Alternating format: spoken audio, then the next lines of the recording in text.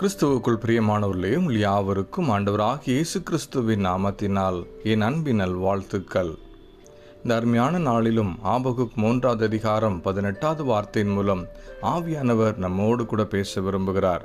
வேத வார்த்தை இப்படியாக சொல்கிறது: நான் கர்த்தருக்குள் மகிழ்ச்சியாயிருப்பேன், என் ரட்சிப்பின் தேவனுக்குள் களி கூறுவேன். ஆபகுக் தீர்க்கதரிசி எந்த சூழ்நிலை இந்த வார்த்தை சொல்லுகிறார் என்பதை குறித்து முந்தின வார்த்தையை நாம் ஆராய்ந்து பார்ப்போமேனா, அத்திமரம் துளிர் விடாமற் போனாலும், திராட்சை செடியில் பழம் உண்டாகாமற் போனாலும், வயல்வெளிகளில் தானியத்தை விளைவிக்க கூடாமற் போனாலும், தொழுவத்தில் ஆடு மாடு இல்லாமற் போனாலும் நான் கர்த்தருக்குள் மகிழ்ச்சியாக இருப்பேன் என்று சொல்லி அவர் சொல்வதற்கான காரணம், தன்னை நம்ப பண்ணின வார்த்தையை அவர் நினைவு கூர்ந்து ஆசீர்வதிக்க வல்லமையுள்ளவர் என்பதை அவர் அறிந்திருந்தனால, வேண்டிக் கொள்ளுகிறதுக்கும் விரும்புகிறதுக்கும் அதிகமான காரியங்களை செய்ய வல்லவர் என்பதை அவர் புரிந்து வைத்திருந்தனால, தன் தேவனாகிய கர்த்தர் என் தேவையை காட்டிலும் நான் வேண்டிக் கொள்ளுகிறதுக்கு விரும்புகிறதுக்கு அதிகமான காரியங்களை செய்ய கிருபையும் உண்மையுள்ளவர் என்பதை புரிந்து கொண்டதுனால தான் தீர்க்கதரிசி இவ்வளோ ஆணித்தரமாக சொல்கிறாரு,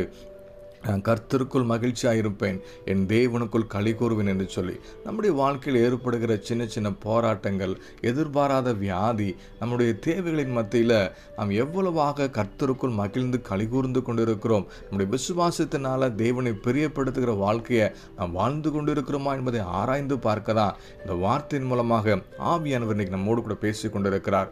வேதாகமத்தில் யாபேசுங்கிற மனிதனை குறித்து நம்ம வாசித்து பார்ப்போமேனா, அவன் தாய் அவனை துக்கத்தோடு பெற்றேன் என்று சொல்லி யாபேசின்னு பேர் வைக்கிறாங்க. ஆனால் யாபேசோ தன் தேவனாகிய கர்த்தருக்குள் தன்னை திடப்படுத்தி கொண்டு தேவ சமூகத்தில் தன்னை விட்டு கொடுத்து அவன் ஜெபிக்க ஆரம்பித்த போது அவன் வேண்டிக் கொண்ட எல்லா காரியத்தையும் தேவன் அருளி செய்து தீங்கு துக்கப்படுத்தாதபடிக்கு எல்லையை பெரிதாக்கி கர்த்தர் அவனை சாட்சியாக நிறுத்தினது வேதம் சுட்டி காண்பிக்கிறது. நம்முடைய இல்லாமையில் நமக்கு எல்லாமே முடிந்து போன சூழ்நிலையில் கர்த்தருக்குள் மகிழ்ந்து களி கூறுகிற அனுபவத்தில் விசுவாசத்தை வெளிப்படுத்துவோமே. ஆனால் தேவனாகிய கர்த்தர் ஆபகுக் 3வது அதிகாரம் 19வது வசனம் சொல்லுகிறது, அவர் உயரமான ஸ்தலங்களில் நம்மை நடக்க பண்ணி சாட்சியாக நிறுத்த அவர் உண்மையுள்ளவர் என்பதை இந்த வேத வார்த்தையின் மூலம் ஆவியானவர் நம்மோடு கூட பேசி கொண்டிருக்கிறார். கர்த்தருடைய சமூகத்தில் மகிழ்ந்து களி கூறுவோம், விசுவாசத்தை வெளிப்படுத்தி கர்த்தரை பிரியப்படுத்துவோம். தேவனாகிய கர்த்தர் உயரமான ஸ்தலங்களில் இருக்க பண்ணி சாட்சியாக நிறுத்தி நம்மையும் கனப்படுத்தி வழிநடத்த அவர் உண்மையுள்ளவராக. அந்த வார்த்தை விசுவாசித்து தேவ சமூகத்தில் ஒப்பு கொடுப்போமா?